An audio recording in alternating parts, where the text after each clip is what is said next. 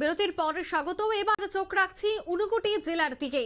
ঊনকোটি থেকে খবর উঠে আসছে যে জগন্নাথ চা বাগানের প্রায় 30,000 চা গাছ ও শ্রমিকদের যাতায়াতের রাস্তা 5খানা বুলডোজার চালিয়ে রাতের অন্ধকারে নষ্ট করে দিয়েছে স্থানীয় কিছু সমাজদ্রোহী, যা রাজ্যের চা শিল্পের উপর বড় প্রভাব পড়বে। যেখানে রাজ্যের মুখ্যমন্ত্রী চাইছে চা শিল্পকে কিভাবে আরো ঢেলে সাজানো যায়, সেখানে এই ধরনের ঘটনা।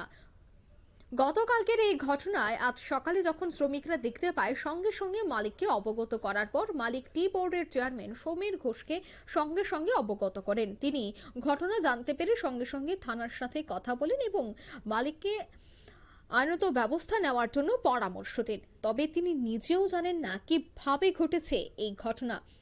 নিন্দাজনক এই ঘটনা, সে বিষয়ে সংশ্লিষ্টদের কি বক্তব্য শোনাবো।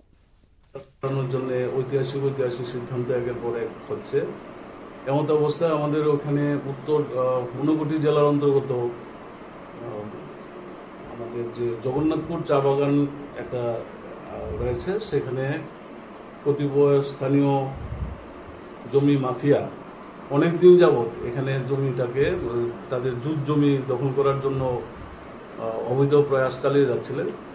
এরই মধ্যে আমাদের এটা নিয়ে বাগানের যারা মালিকরা রয়েছেন, মালিকদের পক্ষ থেকে আলোচনা হচ্ছিল যে কিভাবে একটা অ্যামিকেবল সলিউশন করা যায়।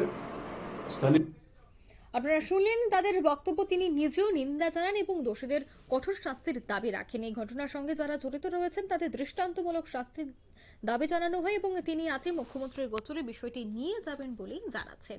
নিয়ে নিচ্ছে ছোট্ট একটি বিজ্ঞাপন বিরতি, সঙ্গে থাকুন।